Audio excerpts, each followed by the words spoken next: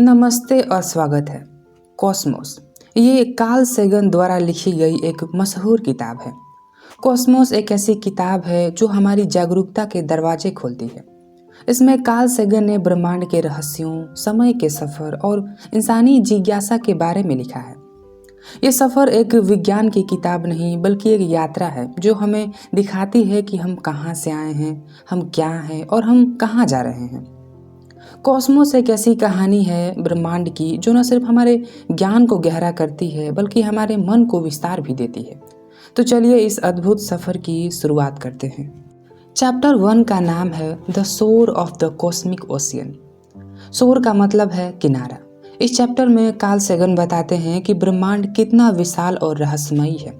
वो इस बात का एहसास करवाते हैं कि हम एक छोटी सी दुनिया के कोने में हैं, लेकिन हमारे पास ब्रह्मांड के रहस्य को समझने की क्षमता है।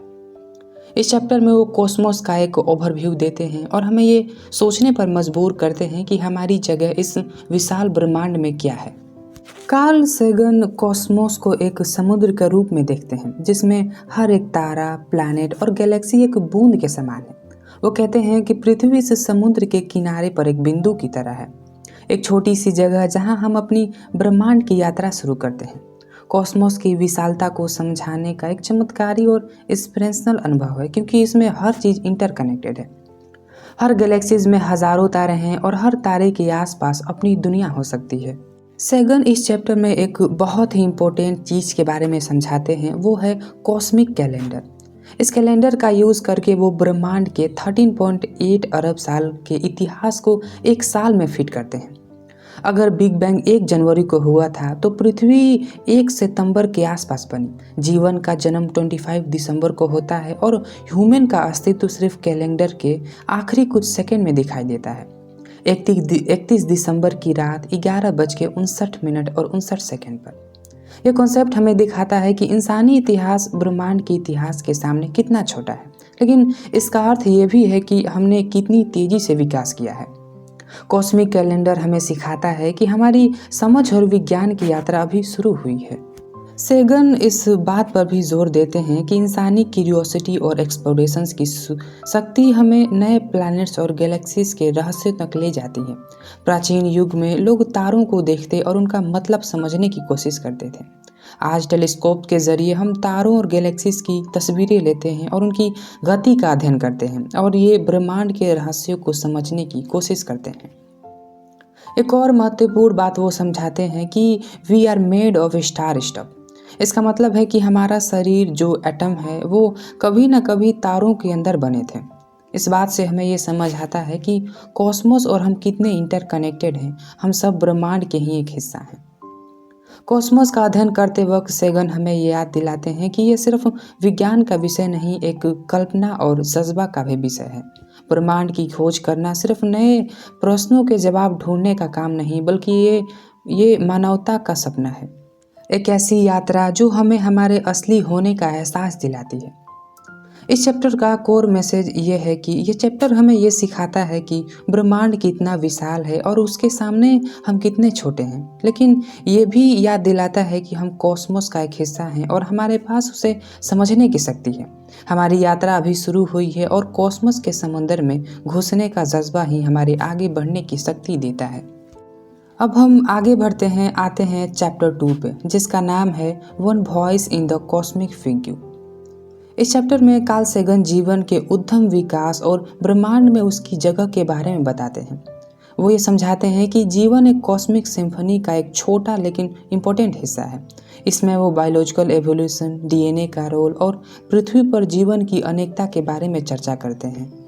चैप्टर की शुरुआत कार्ल सेगन ये समझाते हैं कि जीवन के बिना कॉस्मोस अधूरा है। ब्रह्मांड के इस विशाल समुद्र में जीवन एक छोटा सा आइलैंड है जो विज्ञान और कल्पना दोनों के लिए एक रहस्य है।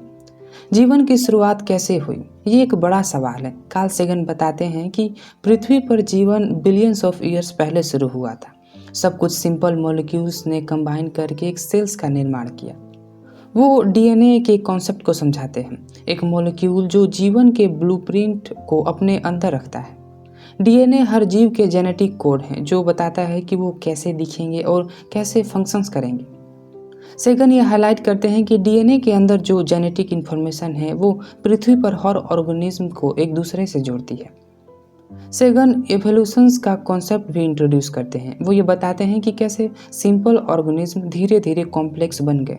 वो चार्ल्स डार्विन की थ्योरी ऑफ नेचुरल सिलेक्शंस के बारे में डिस्कस करते हैं, एक प्रक्रिया जिसमें वही ऑर्गेनिज्म सर्वाइव करते हैं जो अपने इन्वायरमेंट के साथ एडेप्ट कर सकते हैं।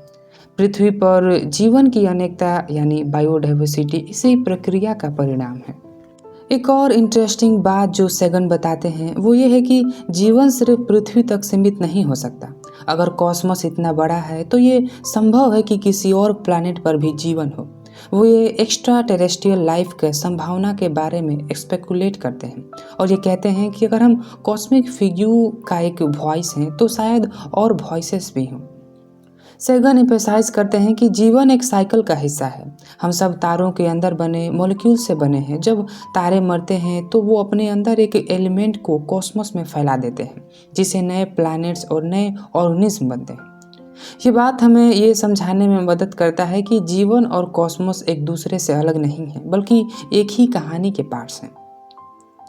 इस चैप्टर का कोर मैसेज ये है कि ये चैप्टर हमें सिखाता है कि जीवन कॉस्मोस का एक अनोखा और इंटरकनेक्टेड पार्ट है।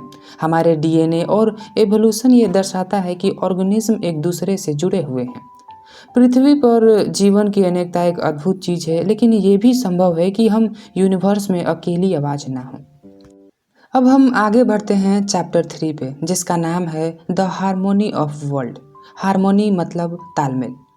इस चैप्टर में कार्ल सेगन बताते हैं कि कैसे इंसानी इतिहास ने आसमान देखने की प्रथा ने विज्ञान और संस्कृति को सेप दिया। वो समझाते हैं कि कैसे पुराने समय के लोगों ने ग्रहों की गति का अध्ययन करके उनका संबंध धार्मिक, सामाजिक और विज्ञान के सिद्धांतों से जोड़ा। सेगन प्लैनेटरी मोशंस और एस्ट्रोनॉमी के विकास की कहानी को एक्सप्लोर करते हैं। इस चैप्टर की शुरुआत वो इस बात से करते हैं कि आसमान और उनके तारे प्राचीन समय से ही लोगों के लिए एक रहस्य और इंस्पिरेशंस का स्रोत रहा है। प्राचीन सभ्यताओं ने आसमान के गति और ग्रहों को समझने की कोशिश की और उन्हें अपनी संस्कृति और धार्मिक कहानियों में सम्मिलित किया। वो बताते हैं कि कैसे क्लॉडियस पटोल्मी ने जियोसेंट्रिक मॉडल दिया, जो कहता है कि पृथ्वी ब्रह्मांड का केंद्र है। ये मॉडल कई शताब्दी तक एक्सेप्टेड रहा, लेकिन आगे चल के इसे चैलेंज किया गया। फिर वो निकोलस कोपरनिकस का हीलियोसेंट्रिक मॉडल इंट्रोड्यूस करते हैं, जो कहता है कि सूर्य ब्रह्मांड का केंद्र है और पृथ्वी उसके चक्कर लगाती है। ये मॉडल समय के लिए रेवोल्यूशनरी था, क्योंकि इसने इंसानी धारणा को बदल और विज्ञान में नए युग की शुरुआत की। सेगन ये भी समझाते हैं कि कैसे जोहानस केपलर ने ग्रहों की गति के नियम दिए, जो प्लैनेटरी मोशंस के आधार बने। केपलर के नियम बताते हैं कि ग्रह इलिप्टिकल ऑर्बिट में सूर्य का चक्कर लगाते हैं और उनकी गति एक मैथमेटिकल सामंजस्य में होती है। इस चैप्टर में सेगन गैलीलियो गैलीली के कंट्रीब्यूशंस को भी हाईलाइट करते हैं। गैलीलियो ने टेलीस्कोप का यूज़ करके आसमान का अध्ययन किया और दिखाया कि पृथ्वी और आसमान एक जैसे नेचुरल लॉज के अधीन हैं। ये डिस्कवरी विज्ञान में एक बड़े परिवर्तन का कारण बनी। सेगन ये बताते हैं कि कैसे इंसानी क्यूरियोसिटी और आसमान के प्रति फैसिनेटिंग ने हमें नए डिस्कवरीज और विज्ञान के नए माइलस्टोन तक पहुंचाया। इस चैप्टर में का कोर मैसेज ये है कि ये चैप्टर हमें सिखाता है कि ब्रह्मांड के अध्ययन सिर्फ विज्ञान नहीं, बल्कि इंसानी संस्कृति और सोच का एक अनिवार्य हिस्सा है। आसमान की हार्मोनी हमें एक कॉस्मिक पर्सपेक्टिव देती है, जो बताती है कि हम सब एक बड़े ब्रह्मांड के सुर के हिस्सा हैं।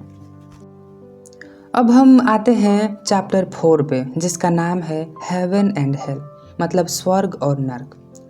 इस चैप्टर में कार्ल सेगन ये समझाते हैं कि स्वर्ग और नरक एक प्राचीन धार्मिक विचार, प्राकृतिक घटनाओं और कॉस्मिक के विज्ञान से जुड़ा हुआ है।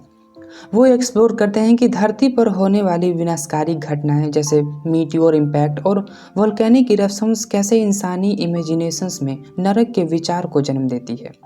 साथ ही वो पृथ्वी की यूनिक ब्यूटी और आसमान की शान को स्वर्ग के विचार से जोड़ते हैं। कार्ल सेगन इस चैप्टर की शुरुआत करते हैं पृथ्वी और कॉस्मस की ड्युअलिटी के विचार से। एक तरफ आसमान और पृथ्वी की सुंदरता और दूसरी तरफ विनाशकारी शक्तियाँ। वो बताते हैं कि प्राचीन संस्कृतियों में स्वर्ग और नरक के विचार आसमान के प्राकृतिक घटनाओं और धरती के भयंकर दृश्यों से प्रभावित हैं। सबसे पहले वो मीटियोर और एस्ट्रॉयड का कॉन्सेप्ट समझाते हैं। ये छोटे कॉस्मिक ऑब्जेक्ट ब्रह्मांड में तेजी से घूमते हैं और कभी कभी पृथ्वी के टकरा जाते हैं। वो एक्सप्लेन करते हैं कि चिक्सलव क्रिएटर जो मेक्सिको में है, एक बड़ा एस्ट्रॉयड का इम्पैक्ट का परिणाम है जो डायनासोर के मास एक्सटिंक्शंस का कारण बना। ये विनाशकारी घटना पृथ्वी के इकोसिस्टम पर कितना बड़ा प्रभाव डालती है, ये इस इंसिडेंट से समझा जा सकता है। फिर वो वोल्केनोज और टेक्टोनिक प्लेट के कॉन्सेप्ट पर आते हैं कि कैसे धरती के अंदर की शक्तियाँ सरफेस पर आकर मैसिव इरप्शंस का कारण बनती हैं। क्राकटोआ और टेम्बोरा जैसे प्रचंड वोल्केनिक इरप्शंस का उदाहरण देकर सैगन बताते हैं कि ये घटनाएं कितनी तबाही ला सकती हैं। ये तबाही लोगों के लिए नरक के विचार का परिणाम बन गई। सैगन ये भी समझाते हैं कि कैसे आसमान की सुंदर चीज़ें जैसे तारे, चांद और सूर्य इंसानी जीवन में स्वर्ग के विचार से प्रेरित करती हैं। इंसानों में आसमान की सुंदरता और शांति का स्वर्ग का रूप दिया, जिसमें चांदनी रात और दिन की रोशनी का एक डिवाइन ब्लेसिंग माना गया। वो पृथ्वी के ग्रीन हाउस इफेक्ट और क्लाइमेट चेंज के कॉन्सेप्ट इंट्रोड्यूस करते हैं जो धरती पर नरक जैसा माहौल ला सकता है। कार्बन डाइऑक्साइड और मीथेन जैसे गैसेस का एक्सेसिव इमिशंस पृथ्वी के तापमान को बढ़ाते हैं जो फ्यूचर में विनाशकारी परिणाम ला सकते हैं। इसमें वो एक और इम्पोर्टेंट पॉइंट हाईलाइट करते हैं, न्यूक्लियर वॉर। वो बताते हैं कि कैसे इंसानी बनाई गई चीज़ें भी पृथ्वी को नरक में बदल सकती हैं। एक न्यूक्लियर एक्सप्लोजन के बाद होने वाला डिवास्टेशंस पृथ्वी के इकोसिस्टम को ख़त्म कर सकता है, जो इंसानी विचार में नरक का सबसे करीबी है। अंत में वो कॉस्मिक पर्सपेक्टिव की बात करते हैं। वो समझाते हैं कि स्वर्ग और नरक एक विचार हमारे इमेजिनेशंस और कॉस्मिक की प्राकृतिक घटनाओं का मिक्स से निकला है। इस चैप्टर का कोर मैसेज ये है कि स्वर्ग और नरक के विचार सिर्फ धार्मिक कहानियों तक सीमित नहीं है। ये पृथ्वी और कॉस्मोस की सुंदरता और भयंकर शक्तियों का प्रतीक है। कार्ल सेगन ये समझाते हैं कि पृथ्वी के विनाशकारी और सुंदर दृश्य एक कॉस्मिक फेनोमेनन का हिस्सा हैं और इनका अध्ययन हमें अपनी जगह समझने में मदद करता है। अब हम चैप्टर 5 पे आते हैं, जिसका नाम है blues for a red planet. इस चैप्टर में वो मार्स यानी लाल ग्रह का एक्सप्लोरेशंस और ह्यूमन इमेजिनेशंस के बारे में बात करते हैं। वो मार्स के साइंटिफिक स्टडी के साथ उससे जुड़ी हुई मिथ, कल्पनाएं और साइंस फिक्शंस की कहानियों का जिक्र करते हैं। चैप्टर में मार्स की यूनिक प्रॉपर्टीज और वहाँ के जीवन की संभावनाएं एक्सप्लोर की गई हैं। कार्ल सेगन चैप्टर की शुरुआत मार्स के प्रति इंसानी फैसिनेशंस के डिस्कशंस करते हैं। पुराने समय में लोगों ने मार्स को एक मिस्टीरियस और इंटरव्यूइंग ऑब्जेक्ट के रूप में देखा। इसे जुड़ी कहानियाँ और साइंस फिक्शन जैसे एच.जी. वेल्स की the war of the world Mars को एक हॉस्टाइल और एलियन दुनिया के रूप में दर्शाती है। सेगन इस चैप्टर में बताते हैं कि मार्स एक्सप्लोरेशंस हमेशा इंसानी कल्पना और विज्ञान के बीच एक पुल का काम करता है। सबसे पहले सेगन मार्स के सरफेस के बारे में बात करते हैं। वो बताते हैं कि मार्स का लैंडस्केप रॉकी और डिजर्ट लाइक है, जो एक समय पृथ्वी के अर्लियर स्टेजेस की याद दिलाता है। मार्स के पोल में पोलर आइस कैप हैं जो कार्बन डाइऑक्साइड और वाटर आइस से बने हैं। मार्स के रेडिश अपीयरेंस वहाँ के आयरन ऑक्साइड रिच सरफेस की वजह से होता है, जो उसे लाल ग्रह बनाता है। फिर वो मार्स के एटमॉस्फेयर के बारे में बताते हैं। मार्स का एटमॉस्फेयर एक्सट्रीमली थिन और मोस्टली कार्बन डाइऑक्साइड से बना है। ये पृथ्वी की तरह लाइफ सपोर्टिंग नहीं है, लेकिन सेगन ये हाईलाइट करते हैं कि पुराने समय में मार्स के पास एक डेंस एटमॉस्फेयर और लिक्विड वाटर होने की संभावना थी। और वो मार्स के कैनाल कंट्रोवर्सीज के बारे में भी डिस्कस करते हैं, जो एक समय बहुत पॉपुलर थी। 19th सेंचुरी में इटालियन एस्ट्रोनॉमर जियोवानी स्चियापराली ने मार्स के सरफेस पर कैनाल जैसी स्ट्रक्चर ऑब्जर्व की थी। उनका ये मानना था कि ये कैनाल्स किसी इंटेलिजेंट सिविलाइजेशंस द्वारा बनाए गए होंगे। लेटर पर्सिवल लोवेल ने भी इस थियोरी को पॉपुलराइज किया, लेकिन मॉडर्न टेलीस्कोप ने यह प्रूफ किया कि ये कैनाल्स एक ऑप्टिकल इल्यूजन थे। इसके बाद वो मार्स पर लाइफ के संभावनाएं डिस्कस करते हैं। सैगन कहते हैं कि मार्स पर माइक्रोबियल लाइफ के एग्जिस्टेंस की पॉसिबिलिटी है, लेकिन अभी तक ये बात कोई स्ट्रॉन्ग एविडेंस नहीं मिला है। उनका यह मानना है कि मार्स का अध्ययन हमें पृथ्वी पर लाइफ के ओरिजिन और एवोल्यूशंस के बारे में नए क्लूज दे सकता है। सैगन मार्स के एक्सप्लोरेशंस के लिए ह्यूमन मिशंस का सपोर्ट करते हैं। उनका मानना था कि इंसानी मिशंस ना सिर्फ मार्स के इन्वायरमेंट को समझने में मदद करेंगे, बल्कि फ्यूचर में इंटरप्लानेटरी कोलोनाइजेशंस के सपने भी पूरा करेंगे। वो नासा के रोबोटिक मिशन जैसे वाइकिंग लैंडर के बारे में डिस्कस करते हैं, जो मार्स की सरफेस पर लैंड करने वाला पहला स्पेसक्राफ्ट था, जो और वहाँ के इन्वायरमेंट और सॉइल के बारे में वैल्यूएबल डाटा लाया। चैप्टर के अंत में सैगन ये हाईलाइट करते हैं कि मार्स सिर्फ एक साइंटिफिक टारगेट नहीं है, बल्कि एक होप और चैलेंज है जो इंसान के अपने आसपास के कॉस्मोस के एक्सप्लोर करने के लिए इंस्पायर करता है। इस चैप्टर का कोर मैसेज ये है कि मार्स हमेशा से इंसानी इमेजिनेशन का एक हिस्सा रहा है, एक ऐसी जगह जो हॉस्टाइल होने के बावजूद हमें अपनी ओर अट्रैक्ट करता है।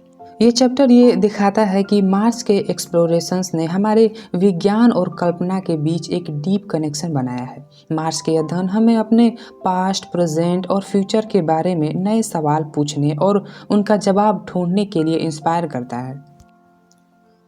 तो अब हम आगे बढ़ते हैं, आगे आते हैं चैप्टर 6 पे, जिसका नाम है ट्रैवलर्स टेल्स। ट्रैवलर टेल्स का मतलब है उन कहानियों का संघर्ष जो एक्सप्लोरर्स या ट्रैवलर्स अपने सफ़र के दौरान लेकर आते हैं। इस कॉन्टेक्स्ट में ये टाइटल स्पेसक्राफ्ट के द्वारा लाए गए डेटा और डिस्कवरीज को दर्शाता है, जो हमें आउटर स्पेस के बारे में नए फैक्ट्स सिखाता है। इस चैप्टर में इंटरस्टेलर ट्रैवल और स्पेसक्राफ्ट एक्सप्लोरेशंस का जिक्र है। ये एक्सप्लोर करता है कि इंसानों ने कैसे अपने साइंटिफिक नॉलेज और टेक्नोलॉजी का उपयोग करके अपने सोलर सिस्टम और बियॉन्ड के मिस्ट्रीज को समझने की कोशिश की है। ये चैप्टर इंसानी क्यूरियोसिटी और एक्सप्लोरेशंस के जज्बे का सेलिब्रेशन है। शुरुआत में ही स्पेसक्राफ्ट के कॉन्सेप्ट पर फोकस किया गया है, कैसे हमने मशीन्स बनाई जो उन जगहों तक पहुंच सकती हैं जहां इंसानी पहुंच अभी तक असंभव है। स्पेस एक्सप्लोरेशंस का सफ़र में पायोनियर और वॉयेजर मिशंस का मेंशन मिलता है। पायोनियर स्पेसक्राफ्ट को पहले इंटरस्टेलर एक्सप्लोर के रूप में देखा गया, जो हमारे सोलर सिस्टम के बॉर्डर तक जाने के लिए डिज़ाइन किए गए थे। वॉयेजर्स मिशन ने एक कदम और आगे ले जाते हुए डिटेल डेटा प्रोवाइड करते हैं। जुपिटर, सैटर्न, यूरेनस और नेपच्यून के मून्स और रिंग्स के बारे में वैल्यूएबल इंफॉर्मेशंस दी। वॉयेजर स्पेसक्राफ्ट के साथ एक यूनिक फीचर था, द गोल्डन रिकॉर्ड। ये एक कॉपर डिस्क है जो पृथ्वी के कल्चर और लाइफ के बारे में ऑडियो और विजुअल मैसेज लेकर जा रही हैं। इसमें 55 भाषाओं में ग्रीटिंग्स, पृथ्वी के साउंड्स जैसे बारिश और वेव्स और अलग अलग म्यूजिकल पीसेस का कलेक्शन है। ये एक सिंबॉलिक गेस्चर है, एक उम्मीद की ओर। कभी कोई इंटेलिजेंट एलियन सिविलाइजेशन जब इस स्पेसक्राफ्ट को देखे तो ये समझ पाए कि हम कहाँ हैं। इसके अलावा चैप्टर में रॉकेट प्रोपल्शन और ग्रेविटेशनल एसिड्स जैसे कॉम्प्लेक्स टॉपिक्स को भी डिस्कस किया गया है। रॉकेट प्रोपल्शन का मतलब है वो फोर्स जो स्पेसक्राफ्ट को आगे ढकेलती है, और ग्रेविटेशनल एसिड्स एक टेक्निक है जिसमें एक प्लैनेट के ग्रेविटेशनल फील्ड का यूज़ करके स्पेसक्राफ्ट को स्पीड और डायरेक्शन दी जाती है। ये चैप्टर बताता है कि स्पेसक्राफ्ट के द्वारा लाए गए फोटोग्राफ और डेटा ने कैसे सोलर सिस्टम को समझने में हमें हेल्प किया। सैटर्न के ब्यूटीफुल रिंग्स, जुपिटर का मैसिव स्टॉर्म जैसे द ग्रेट रेड स्पॉट और नेपच्यून के मीथेन क्लाउड, ये सब इनसाइट स्पेसक्राफ्ट के एक्सप्लोरेशन से ही पॉसिबल हुआ। चैप्टर का एक और इम्पोर्टेंट थीम है हमारे एक्सप्लोरेशंस का सिंबॉलिक सिग्निफिकेंस। ये सफ़र सिर्फ डेटा कलेक्ट करने तक सीमित नहीं है, ये इंसानी स्पिरिट के उन बाउंड्रीज को तोड़ने का प्रतीक है जो हमें कभी सोचा भी नहीं था। इस चैप्टर का कोर मैसेज ये है कि ट्रैवलर टेल्स एक याद दिलाता है कि स्पेस एक्सप्लोरेशंस एक साइंटिफिक और कल्चरल एफर्ट है। स्पेसक्राफ्ट के मिशंस ने न सिर्फ हमारे आउटर स्पेस के बारे में समझाया, बल्कि हमें ये भी दिखाया कि हम अपने कल्चरल और इंटेलेक्चुअल लेगेसी को कैसे प्रिजर्व कर सकते हैं। यह चैप्टर इंसानी इमेजिनेशंस और डिटर्मिनेशंस का एक ट्रिब्यूट है जो हमें अनएक्सप्लोर वर्ल्ड के मिस्ट्रीज को समझने के लिए इंस्पायर करता है। अब हम आते हैं चैप्टर 7 पे, जिसका नाम है the backbone of night. The backbone of night का मतलब है एक पोइटिक रेफरेंस जो मिल्की वे गैलेक्सीज को दर्शाता है। पुराने ज़माने में लोग इस रात के स्काई में एक स्पाइन या बैकबोन की तरफ देखते थे। ये टाइटल उन एंशिएंट सिविलाइजेशंस के पर्सपेक्टिव को हाईलाइट करता है जो रात के आसमान के मिस्ट्रीज को समझने की कोशिश करते थे। चैप्टर की शुरुआत में प्राचीन सभ्यताओं का जिक्र है जो आसमान के सितारों और गैलेक्सीज को डिवाइन या मिस्टिकल फेनोमेनन के रूप में समझते थे। कार्ल सेगन यहाँ बेबीलोनियन, इजिप्शियन और ग्रीक सिविलाइजेशंस की बात करते हैं जिन्होंने सितारों के मोमेंटम को ध्यान रखा और उससे अपनी माइथोलॉजी और एस्ट्रोलॉजी बनाई। ये एक समय था जब इंसानी समाज विज्ञान और धर्म के बीच बंधी हुई थी। फिर सेगन ये बताते हैं कि कैसे मिल्की वे गैलेक्सीज का साइंटिफिक समझ डेवलप हुआ। एंशिएंट ग्रीक ने जैसे डेमोक्रिटस पहली बार ये आइडिया दिया कि मिल्की वे गैलेक्सी अनकाउंटेबल सितारों का एक कलेक्शन हो सकता है। बाद में टेलीस्कोप के इन्वेंशंस के बाद ये प्रूव हुआ कि ये मैसिव गैलेक्सी है जिसमें बिलियंस ऑफ स्टार हैं और ये सिर्फ हमारी एक छोटी सी जगह है। सैगन एस्ट्रोनॉमी के एवोल्यूशन के बारे में भी डिस्कस करते हैं और बताते हैं कि कैसे कोपरनिकस और गैलीलियो जैसे साइंटिस्ट ने हीलियोसेंट्रिक मॉडल इस्टेब्लिश किया जिसमें पृथ्वी को यूनिवर्स का सेंटर नहीं बल्कि एक प्लैनेट के रूप में दिखाया गया। ये एक रेवोल्यूशनरी मोमेंट था जिसने इंसानों की जगह यूनिवर्स में रीडिफाइन की। चैप्टर में स्टार्स और उनकी लाइफ साइकिल पर भी डिस्कशन होता है। सेगन बताते हैं कि स्टार का जन्म नेब्यूला के अंदर होता है, गैस और डस्ट के क्लाउड जो कोलेप्स होकर एक स्टार बनाते हैं। फिर वो स्टार्स बिलियंस ऑफ ईयर तक एनर्जी प्रोड्यूस करते हैं और अपनी लाइफ साइकिल के अंत में या एक सुपरनोवा में एक्सप्लोड करते हैं और एक वाइट ड्वार्फ या ब्लैक होल बनाते हैं। सेगन एक और इंटरेस्टिंग कॉन्सेप्ट इंट्रोड्यूस करते हैं, स्टार डस्ट। वो बताते हैं कि हम सब और हमारी दुनिया एक सभी एलिमेंट जैसे कार्बन, ऑक्सीजन और आयरन किसी न किसी पुराने स्टार के एक्सप्लोजन से आए हैं। इसका मतलब है कि हम स्टार डस्ट से बने हैं और हमारा कनेक्शंस पूरे कॉस्मोस से है। चैप्टर के अंत में सेगन ये एम्फेसाइज करते हैं कि हमारा यूनिवर्स में जगह एक छोटी सी स्पेक जैसा है, लेकिन हमारी अंडरस्टैंडिंग और क्यूरियोसिटी हमें इनफाइनाइट पॉसिबिलिटी एक्सप्लोर करने की शक्ति देती है। इस चैप्टर का कोर मैसेज ये है कि द बैकबोन ऑफ नाइट हमें यह याद दिलाता है कि इंसानी क्यूरियोसिटी और आसमान के मिस्ट्रीज को समझने की कोशिश ने न सिर्फ विज्ञान को आगे बढ़ाया बल्कि हमें अपनी कॉस्मिक ओरिजिन के बारे में भी जानकारी दी। ये चैप्टर बताता है कि हम सब एक ही वास्ट यूनिवर्स का हिस्सा हैं और हमारा कनेक्शंस उससे ज़्यादा डीप है जितना हम सोचते हैं। इस सफ़र में हम और आगे बढ़ते हैं, चलते हैं चैप्टर 8 पे, जिसका नाम है travels in space and time. इस चैप्टर में कार्ल सेगन हमें स्पेस और टाइम के डायमेंशंस में सफ़र कराने का साइंटिफिक पॉसिबिलिटीज़ के बारे में बताते हैं। ये चैप्टर रिलेटिविटी के प्रिंसिपल को समझने, टाइम डायलेशंस के कॉन्सेप्ट को एक्सप्लोर करने और इंटरस्टेलर ट्रेवल के आइडिया पर फोकस करता है। कार्ल सेगन शुरुआत में स्पेस और टाइम के कॉम्प्लेक्स आइडिया को सिंप्लीफाई करते हैं और समझाते हैं कि कैसे आइंस्टाइन की थ्योरी ऑफ रिलेटिविटी ने हमें यूनिवर्स को देखने का एक नया नज़रिया दिया। सेगन कहते हैं कि स्पेस और टाइम अलग नहीं है, ये एक साथ स्पेस टाइम कंटिन्यूम का हिस्सा है। इसका मतलब है कि जैसे हम स्पेस में एक जगह एक दूसरे जगह जा सकते हैं, वैसे थियोरेटिकली टाइम में भी मूवमेंट हो सकता है।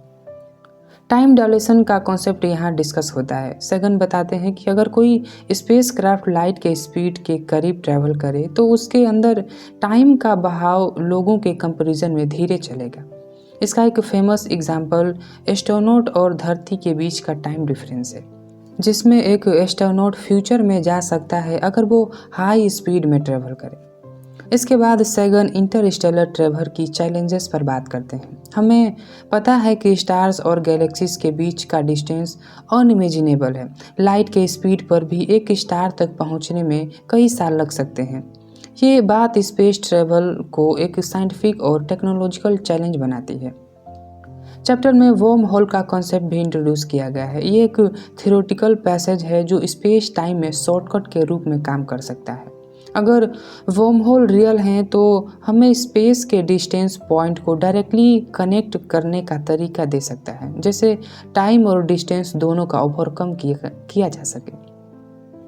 सेगन इमेजिनेशंस और साइंस के बीच बैलेंस बनाते हैं। वो एक्सप्लेन करते हैं कि जैसे हम एयरप्लेन्स और रॉकेट्स बनाते हैं, वैसे फ्यूचर में हम ऐसे स्पेस क्राफ्ट डेवलप कर सकते हैं जो इंटरस्टेलर डिस्टेंस कवर कर सकें। उनका ये विजन इंसानों के लिमिटलेस पोटेंशियल को हाईलाइट करता है। इस चैप्टर का कोर मैसेज ये है कि travel in space and time हमें ये दिखाता है कि स्पेस और टाइम एक मिस्ट्रीज को समझने और एक्सप्लोर करने की इंसानी कोशिश, साइंस और इमेजिनेशंस का संघर्ष का एक प्रतीक है। ये चैप्टर एक रिमाइंडर है कि हमारे आगे पॉसिबिलिटीज़ लिमिटलेस हैं और आगे हम स्पेस और टाइम के रूल्स को समझ सकें तो हम एक नए लेवल्स की एक्सप्लोरेशंस की शुरुआत कर सकते हैं। अब चैप्टर 9 का नाम है the life of the stars. इस चैप्टर में कार्ल सेगन स्टार की लाइफ साइकिल के बारे में बताते हैं, कैसे एक स्टार का जन्म होता है, उसका जीवन कैसे बीतता है और अंत में वो कैसे ख़त्म हो जाता है। इसमें स्टार की फिजिक्स, एनर्जी, प्रोडक्शंस और उनका कॉस्मोस के डेवलपमेंट का रोल समझाया गया है। कार्ल सेगन एक्सप्लेन करते हैं कि स्टार्स के जन्म की शुरुआत कैसे होती है। स्टार के जन्म नेबुला के अंदर होता है, जो गैस और डस्ट के मैसिव क्लाउड होते हैं।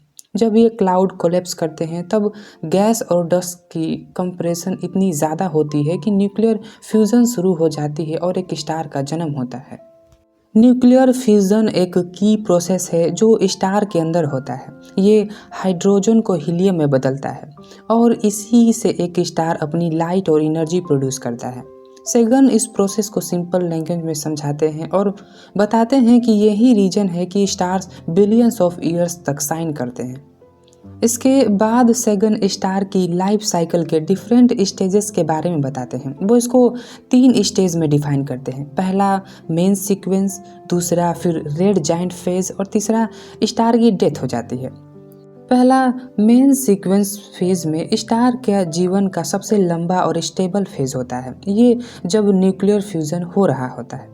और दूसरा रेड जाइंट फेज, जब एक स्टार अपनी हाइड्रोजन फ्यूल ख़त्म कर लेता है और एक्सपेंड हो रहा होता है, तब वो एक रेड जाइंट बन जाता है।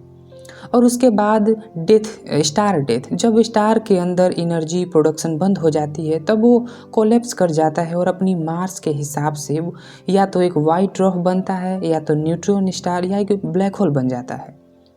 सेगन एम्फेसाइज करते हैं कि स्टार के अंत में होने वाले सुपरनोवा एक्सप्लोजन्स का यूनिवर्स में एक अलग रोल है। सुपरनोवा के एक्सप्लोजन से हैवी एलिमेंट्स जैसे आयरन और गोल्ड कॉस्मोस में फैलते हैं। ये एलिमेंट्स गैलेक्सीज में नए स्टार्स, प्लैनेट्स और इवन लाइफ के फॉर्मेशन के लिए ज़रूरी होते हैं। और हम सब भी स्टार डस्ट से बने हैं। इसका मतलब है कि हमारे शरीर के एलिमेंट कभी किसी पुराने स्टार का हिस्सा थे। ये बात हमें अपने कॉस्मिक ओरिजिन के बारे में सोचने पर मजबूर करती है। चैप्टर के अंत में सेगन ये बताते हैं कि स्टार के जीवन के समझ से हमें यूनिवर्स के कैसे काम करता है इसका इंसाइट मिलता है। इस नॉलेज से हमें अपने अस्तित्व का डीपर मीनिंग समझने का एक चांस मिलता है। इस चैप्टर का कोर मैसेज ये है कि the life of the star हमें ये समझाता है कि स्टार सिर्फ एक सेलेस्टियल बॉडी नहीं है, ये यूनिवर्स के क्रिएटर हैं। इन्हीं से एलिमेंट बनते हैं और इन्हीं के थ्रू लाइफ और कॉस्मोस का इवोल्यूशन होता है। हमें ये याद दिलाता है कि हम यूनिवर्स के एक इंटरकनेक्टेड सिस्टम का हिस्सा हैं। अगर अभी तक आप इस पॉडकास्ट को सुन रहे हैं तो उसके लिए धन्यवाद। हम इस सफ़र को आगे बढ़ाते हैं। अब आते हैं चैप्टर 10 पे, जिसका नाम है द एज ऑफ फॉरएवर। इस टाइटल का मतलब है कि यूनिवर्स की शुरुआत और उसके अंत के बारे में सोचना, एक ऐसे विशाल कॉस्मोस का समझ जो शायद हमारे इमेजिनेशन के परे हो। ये टाइटल यूनिवर्स के उन बाउंड्रीज का जिक्र करता है जो हम अभी तक समझने की कोशिश कर रहे हैं। इस चैप्टर में कार्ल सेगन यूनिवर्स के ओरिजिन, स्ट्रक्चर और उनके पॉसिबिलिटीज़ फ्यूचर के बारे में बात करते हैं। वो बिग बैंग थियरी, गैलेक्सी के एक्सपेंशन और यूनिवर्स के अंत थ्योरेटिकली पॉसिबिलिटीज़ को एक्सप्लोर करते हैं। कार्ल सेगन इस चैप्टर में यूनिवर्स का जन्म का जिक्र करते हैं। वो एक्सप्लेन करते हैं कि बिग बैंग थियरी के अकॉर्डिंग यूनिवर्स की शुरुआत 13.8 बिलियन साल पहले एक सिंगुलैरिटी से हुई थी। एक ऐसा इनफाइनाइट स्मॉल और डेंस पॉइंट जिसमें पूरे यूनिवर्स का मास और एनर्जी कंटेंट था। बिग बैंग के बाद एक रैपिड एक्सपेंशन हुआ जिसमें कॉस्मिक इन्फ्लेशंस कहते हैं। इस प्रोसेस के दौरान गैलेक्सीज, स्टार्स और प्लैनेट्स का फॉर्मेशन शुरू हुआ। ये समझाते हैं कि गैलेक्सीज का एक्सपेंशन आज भी हो रहा है, जिसे हम रेड शिफ्ट का कॉन्सेप्ट से पता चलता है। जब गैलेक्सीज हमसे दूर जा रही होती हैं, उनकी लाइट रेड वेवलेंथ में शिफ्ट होती हैं। चैप्टर में कॉस्मिक बैकग्राउंड रेडिएशंस यानी CMB का भी जिक्र होता है। CMB एक फेंट माइक्रोवेव रेडिएशन है जो बिग बैंग के बाद एक बचा हुआ फुटप्रिंट है। इस डिस्कवरी ने बिग बैंग थ्योरी को स्ट्रॉन्ग एविडेंस दिया है और हमें बताया है कि यूनिवर्स डायनेमिक और इवॉल्विंग है। सेगन एक्सप्लोर करते हैं कि यूनिवर्स के अंत कैसे हो सकता है। कुछ थियोरेटिकल पॉसिबिलिटीज उन्होंने बताया है। पहला, बिग फ्रीज। अगर यूनिवर्स का एक्सपेंशन हमेशा चलता रहा तो एक टाइम के बाद एनर्जी ख़त्म हो जाएगी और यूनिवर्स एक कोल्ड यानी लाइफलेस जगह बन जाएगा। दूसरा, वो बिग क्रंच के बारे में बताते हैं। अगर ग्रेविटी स्ट्रोंग हो और एक्सपेंशन रिवर्स हो जाए तो यूनिवर्स कोलैप्स करके एक सिंगुलैरिटी में वापस आ सकता है। फिर वो तीसरा, बिग रिप के बारे में बताते हैं। अगर डार्क एनर्जी का इन्फ्लुएंस बढ़ते रहे तो एक दिन यूनिवर्स का हर एटम और पार्टिकल अलग हो जाएंगे। फिर वो मल्टीवर्स थ्योरी का भी जिक्र करते हैं। एक आइडिया कि शायद हमारा यूनिवर्स एक बड़े मल्टीवर्स का एक पार्ट है जिसमें और भी कई यूनिवर्सेस हो सकते हैं अपने अलग अलग रूल्स और डायमेंशंस के साथ। सेगन ये भी डिस्कस करते हैं कि यूनिवर्स के ओरिजिन और अंत को समझने का साइंटिफिक और फिलोसॉफिकल इम्पैक्ट क्या है। हम जो कुछ भी जानते हैं वो डायनेमिक कॉस्मोस के अंदर का एक छोटा सा हिस्सा है और ये हमें इंस्पायर करता है कि हम अपने बाउंड्रीज के परे सोच सकें। इस चैप्टर का कोर मैसेज है द एज ऑफ फॉरएवर हमें यूनिवर्स के ओरिजिन और उसके अंत के बारे में सोचने पर मजबूर करता है। इस चैप्टर का मैसेज है कि हमारे कॉस्मोस एक इवॉल्विंग सिस्टम है और उसकी मिस्ट्रीज को समझना हमें अपने अस्तित्व के डीपर क्वेश्चन का जवाब ढूंढने में मदद करता है। अब हम आगे बढ़ते हैं, आते हैं चैप्टर 11 पे, जिसका नाम है द परसिस्टेंस ऑफ मेमोरी। इसका मतलब है कि यादों और रिकॉर्ड के समय के साथ टिकना। ये टाइटल इस बात को दिखाता है कि हमारी नॉलेज और संस्कृति की ग्रोथ इस बात पर निर्भर करती है कि हम अपनी यादों और इन्फॉर्मेशंस को आगे की जनरेशन तक कैसे पहुंचाते हैं। इस चैप्टर में कार्ल सेगन मेमोरी और रिकॉर्ड कीपिंग के इम्पोर्टेंस के बारे में बात करते हैं। वो एक्सप्लोर करते हैं कि कैसे मेमोरी, नॉलेज ट्रांसफ़र और रिटेन रिकॉर्ड ने ह्यूमन सिविलाइजेशन के डेवलपमेंट में एक क्रूशियल रोल प्ले किया है। इस चैप्टर में जेनेटिक मेमोरी, ह्यूमन मेमोरी और रिकॉर्डेड नॉलेज का एवोल्यूशन का जिक्र है। सेगन सबसे पहले जेनेटिक मेमोरी का कॉन्सेप्ट समझाते हैं। जेनेटिक मेमोरी वो इन्फॉर्मेशन है जो DNA के माध्यम से एक जनरेशन से दूसरी जनरेशन तक पहुंचती है। इसके थ्रू बेसिक सर्वाइवल इंस्टिंक्ट और ट्रेट ट्रांसफ़र होते हैं, पर जेनेटिक मेमोरी सिर्फ बायोलॉजिकल इंफॉर्मेशंस को कैरी करती है। डीपर कल्चरल और इंटेलेक्चुअल नॉलेज के लिए ह्यूमन मेमोरी और रिकॉर्ड कीपिंग का विकास हुआ। ह्यूमन मेमोरी ने हमें अपने एक्सपीरियंस और डिस्कवरीज को याद रखने की कैपेसिटी दी। इस मेमोरी की वजह से हम अपनी गलतियां से सीखकर नए तरीके डेवलप कर सके। लेकिन ह्यूमन मेमोरी लिमिटेड है और समय के साथ धुंधली पड़ सकती है। इस वजह से हमने अपनी नॉलेज को प्रिजर्व करने के लिए नए तरीके डेवलप किए। सबसे इम्पोर्टेंट है रिटेन रिकॉर्ड। कार्ल सेगन लिखते हैं कि राइटिंग एक गेम चेंजर था। राइटिंग के इन्वेंशन के बाद लोग अपनी नॉलेज को समय और दूरी के परे ले जा सकते थे। रिटेन रिकॉर्ड के माध्यम से सिविलाइजेशंस अपने साइंटिफिक और कल्चरल विकास को आगे बढ़ा पाएं। ये भी बताते हैं कि रिकॉर्ड सिर्फ बुक्स तक लिमिटेड नहीं है। आर्ट्स, आर्किटेक्ट और इवन ओरल ट्रेडिशनल भी एक तरीका है अपने आइडियाज़ और यादों को प्रिजर्व करने के लिए। चैप्टर के अंत में सेगन नॉलेज की कलेक्टिव पावर के बारे में बात करते हैं। जब हम अपने पास्ट को समझते हैं और अपनी यादों को सही तरीके से प्रिजर्व करते हैं, तभी हम अपना एक बेटर फ्यूचर बना सकते हैं। इस चैप्टर का कोर मैसेज ये है कि द परसिस्टेंस ऑफ मेमोरी ये दिखाता है कि नॉलेज का प्रिजर्वेशंस और ट्रांसफ़र ह्यूमन प्रोग्रेस के लिए कितना ज़रूरी है। मेमोरी, राइटिंग और रिकॉर्ड के माध्यम से हमने एक एडवांस सिविलाइजेशंस बनाई हैं जो अपने हिस्ट्री और कल्चर के याद रखती हैं और नए पॉसिबिलिटीज़ के लिए दरवाज़ा खोलती हैं। अब हम आगे बढ़ते हैं, आते हैं चैप्टर 12 पे, जिसका नाम है इंसाइक्लोपीडिया गैलेक्टिका। इसका मतलब है कि एक ऐसी इंसाइक्लोपीडिया या नॉलेज बेस जो पूरी गैलेक्सीज के लेवल पर हो। इस टाइटल का आइडिया यह है कि एक दिन हमारी नॉलेज इतनी वास्ट हो सकती है कि वो सिर्फ अर्थ तक लिमिटेड ना हो बल्कि इंटायर यूनिवर्स में स्प्रेड हो।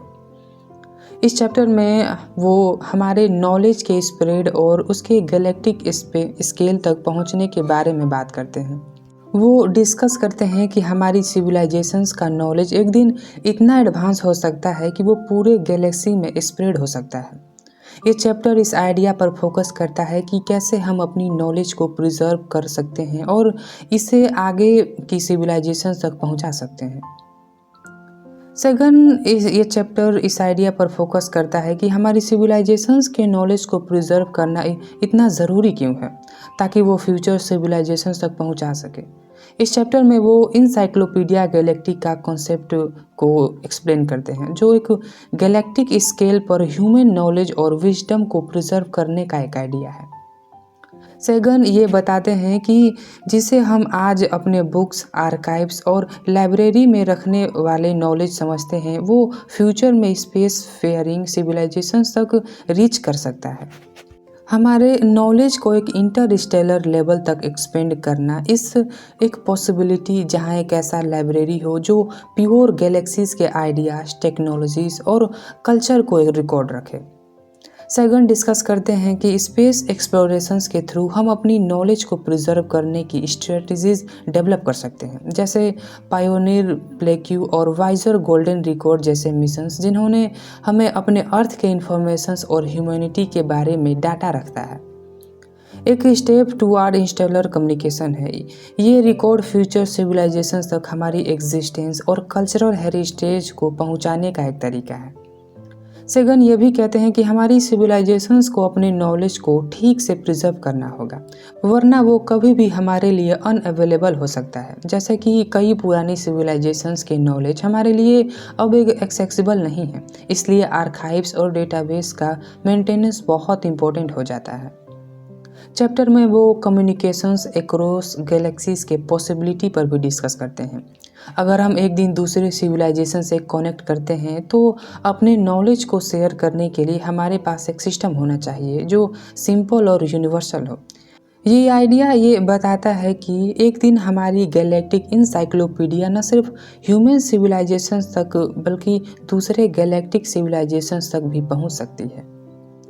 इस चैप्टर का कोर मैसेज है इंसाइक्लोपीडिया गैलेक्टिका हमें ये समझाता है कि ह्यूमन सिविलाइजेशंस का नॉलेज एक दिन इतना वास्ट हो सकता है कि वो गैलेक्टिक स्केल पर पहुंच सकता है। नॉलेज को प्रिजर्व करना और फ्यूचर सिविलाइजेशंस तक पहुंचाना स्पेस एक्सप्लोरेशंस और इंटरस्टेलर कम्युनिकेशंस के माध्यम से हमारे एवोल्यूशन और ग्रोथ का हिस्सा बन सकता है। इस सफ़र में बस एक और कदम बचा है। ये चैप्टर इस बुक का आखिरी चैप्टर है, चैप्टर 13, जिसका नाम है हु स्पीक फॉर अर्थ। इस चैप्टर में कार्ल सेगन अर्थ की सर्वाइवल और फ्यूचर के लिए हमारे रोल पर डिस्कस करते हैं। वो डिस्कस करते हैं कि कौन हमारी प्लैनेट और हमारे फ्यूचर जनरेशंस के लिए आवाज़ उठाएगा। उनका फोकस इस बात पर है कि हमारी सिविलाइजेशन को अपनी सर्वाइवल के लिए डिसीजन मेकिंग में रिस्पॉन्सिबल और कॉन्शियस होना बहुत ज़रूरी है। सेगन इस चैप्टर में अर्थ के फ्यूचर को लेकर अपने कॉन्सर्न और पर्सपेक्टिव शेयर करते हैं। उनका कहना है कि हमारी प्लैनेट की सर्वाइवल के लिए ज़रूरी है हम अपनी सोसाइटी को रिस्पॉन्सिबल और सस्टेनेबल बनाएं। वो एक बहुत इम्पोर्टेंट बात पर फोकस करते हैं, ह्यूमैनिटी रिस्पॉन्सिबिलिटी। वो बताते हैं कि अगर हम अपने अर्थ के केयर नहीं करेंगे तो हम एक दिन अपने रिसोर्स और इन्वायरमेंट को ख़त्म कर देंगे। हमारे डिसीजंस, चाहे वो साइंटिफिक, पॉलिटिकल या इन्वायरमेंटल हो, डायरेक्टली हमारी प्लैनेट के सर्वाइवल को इफ़ेक्ट करते हैं। वो अर्थ के फ्यूचर के लिए लॉन्ग टर्म थिंकिंग और प्लानिंग को बहुत ज़रूरी समझते हैं। हमें अपने एक्शंस के रिजल्ट को समझना होगा और अपने इन्वायरमेंट को प्रोटेक्ट करते हुए अपनी सिविलाइजेशन को आगे बढ़ाना होगा। सेगन इस पॉइंट पर बोलते हैं कि अगर हम अपनी दुनिया को सस्टेनेबल बनाने की कोशिश नहीं करते तो हम अपने फ्यूचर जनरेशन के लिए एक ख़तरा क्रिएट करेंगे। वो हमारे ग्लोबल कॉरपोरेशन की इम्पोर्टेंस पर भी जोर देते हैं। वो कहते हैं कि अर्थ के लिए एक ग्लोबल रिस्पॉन्सिबिलिटी है और इसमें हर कंट्री का रोल है। हमारी बाउंड्रीज सिर्फ पॉलिटिकल हैं, लेकिन अर्थ की केयर के लिए हमें यूनाइट और कोऑपरेशन की ज़रूरत है। अगर हम अलग अलग कंट्रीज़ अपने अपने इंटरेस्ट के लिए काम करेंगे तो अर्थ के इशूज सोल्व करना मुश्किल हो जाएगा। वो ह्यूमन स्पेस एक्सप्लोरेशंस पर भी जोर देते हैं। वो बताते हैं कि स्पेस एक्सप्लोरेशंस के थ्रू हम अपने अर्थ को बेटर समझ सकते हैं और अपने प्रॉब्लम्स को ग्लोबल स्केल पर डिस्कस करने के लिए एक न्यू पर्सपेक्टिव पा सकते हैं। ये फ्यूचर एक्सप्लोरेशंस और कम्युनिकेशंस हमें अर्थ के बेटरमेंट के लिए ज़्यादा इफ़ेक्टिव डिसीजंस लेने में मदद कर सकते हैं। सेगन और ये भी बात बताते हैं कि साइंस और एजुकेशंस हमारे सर्वाइवल के लिए फंडामेंटल टूल है। अगर हम अपनी फ्यूचर जनरेशंस को अच्छी एजुकेशंस और साइंटिफिक नॉलेज दे सकते हैं तो वो ग्लोबल प्रॉब्लम को सॉल्व करने में कैपेबल हो सकते हैं। और वो ये भी बताते हैं कि साइंटिफिक इंटीग्रिटी और ट्रूथ को प्रोटेक्ट करना भी बहुत ज़रूरी है। हमारी दुनिया में बहुत सारे इश्यूज हैं, लेकिन अगर हम साइंटिफिक रिसर्च और नॉलेज को डिस्टॉर्ट करेंगे तो हम अपनी फ्यूचर जनरेशन के लिए बहुत बड़ी मुसीबत ला सकते हैं। इस चैप्टर का कोर मैसेज ये है कि हु स्पीक फॉर अर्थ ये बताता है कि अर्थ के फ्यूचर और उसके रिसोर्सेज की रक्षा के लिए हर इंसान का रोल है। अगर हम रिस्पॉन्सिबल और सस्टेनेबल डिसीजंस नहीं लेंगे तो हम अपने प्लैनेट और अपने फ्यूचर को ख़तरे में डाल देंगे। हमने ग्लोबल कॉरपोरेशन और साइंटिफिक इंटीग्रिटी को अपनाना होगा ताकि हम अपने अर्थ और उसके रिसोर्सेज को प्रोटेक्ट कर सकें। तो आज के लिए बस इतना ही था। अगर आपको किसी और टॉपिक या किसी बुक समरी पे पॉडकास्ट चाहिए तो आप हमें कमेंट सेक्शंस में बता सकते हैं। मुझे बहुत मोटिवेशन मिलता है इससे। तो तब तक अपना ख्याल रखिए। मैं मिलता हूँ आपसे अगले एपिसोड में एक नए दिलचस्प टॉपिक के साथ। धन्यवाद। मेरा नाम है आकाश कुमार।